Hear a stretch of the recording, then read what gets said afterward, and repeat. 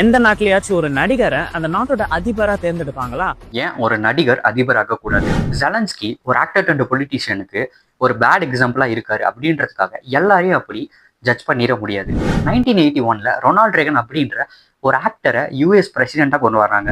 அவர் வரதுக்கு முன்னாடி அந்த நாட்டில் ஸ்டாக் மார்க்கெட் ஃபெயில்டா இருந்தது, இன்ஃப்ளேஷன், ரிசெஷன் அப்படின்னு சொல்லிட்டு நிறைய பிரச்சனை இருந்தது.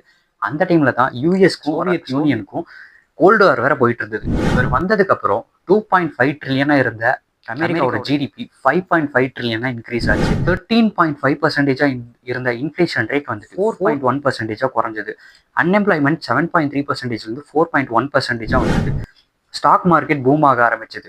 அதை தாண்டி இவர் நிறைய பிரைவேட் செக்டார்ஸ் அலோவ் பண்ணி யூஎஸோட எக்கனாமிக் க்ரோத்துக்கு ஒரு ரீசனா இருந்தாரு. 2010லயும் 2011லயும் பப்ளிக் ஒப்பீனியன் கேட்டதுல யூஎஸோட பெஸ்ட் பிரசிடென்ட்ஸ்ல செகண்ட் பிளேஸும் ஃபர்ஸ்ட் பிளேஸும் இவருக்கு தான் கிடைச்சது.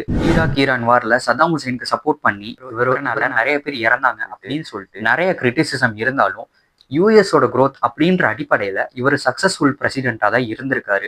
இவரோட தொழில் அதுக்கு ஒரு இடைஞ்சலா கிடையாது. இதை நான் ஏன் இப்ப சொல்றேன்னா, ஒருத்தர் நடிகரா இருக்காரு, அதனால அவர் வந்து அதிபர் ஆகக்கூடாது, அவர் வந்துட்டு பாலிடிக்ஸ்க்கு வரக்கூடாது, அவர் வந்துட்டு சிஎம் ஆகக்கூடாது, அவர் வந்துட்டு இந்தியாவோட பிரைம் மினிஸ்டர் ஆகக்கூடாது இப்படின்னு சொல்லிட்டு அந்த தொழிலை காரணம் காட்டுறது ஒரு கேவலமான செயலா தான் இருக்கு.